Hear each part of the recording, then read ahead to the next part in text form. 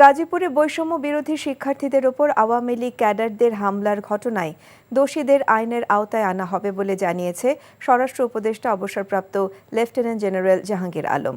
আহতদের দেখতে গিয়ে তিনি একথা বলেন। সকল আওয়ামী লীগ নেতাকর্মীদের গর্ত থেকে বের করে আনা হবে বলে হুঁশিয়ারি দিয়েছেন সার্জিস আলম। হামলার ঘটনায় ১৬ জনকে আটক করা হয়েছে বলে জানিয়েছে জিএমপি কমিশনার। বিস্তারিত জীবন আহমেদের ডেস্ক রিপোর্টে।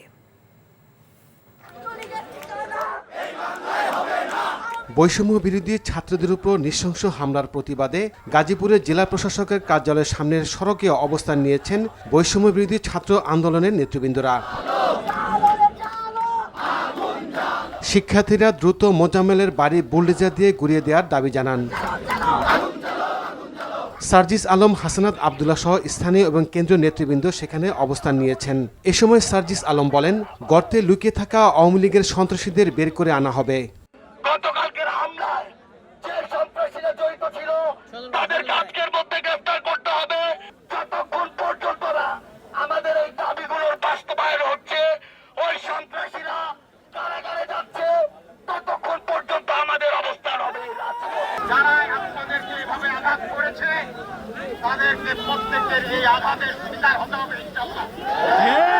আপনাদেরকে বলতে চাই, আমরা এক এক করে তাদেরকে খুঁজে বের করবো। আমি নিশ্চয়তা দিতে চাই, এখানে যারা পুলিশ আছে রেসপন্স করতে দেরি করেছে তাদের প্রত্যেকের বিরুদ্ধে আমি ব্যবস্থা নিব।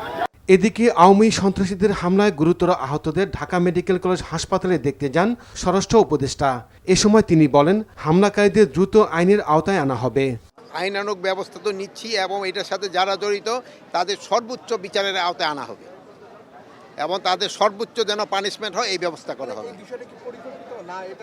এটা ইনভেস্টিগেশনে আগে তো আমি পুরোটা বলতে পারবো না। শুক্রবার গাজীপুর মহানগরের দক্ষিণখান এলাকায় স্বৈরাচার সরকারের সাবেক মন্ত্রী ও গাজীপুর জেলা আওয়ামী লীগের সভাপতি আকম মোজাম্মেল হকের বাড়িতে হামলা চালাতে যান বিক্ষুব্ধ ছাত্র জনতা। এ সময় মসজিদের মাইকে ডাকাত পড়েছে ঘোষণা দিয়ে আওয়ামী লীগের নেতাকর্মীরা দেশীয় অস্ত্র নিয়ে শিক্ষার্থীদের ওপর হামলা চালায়। এতে 25 শিক্ষার্থী আহত হয়। জীবন আহমেদ, এনটিভি নিউজ ডেস্ক।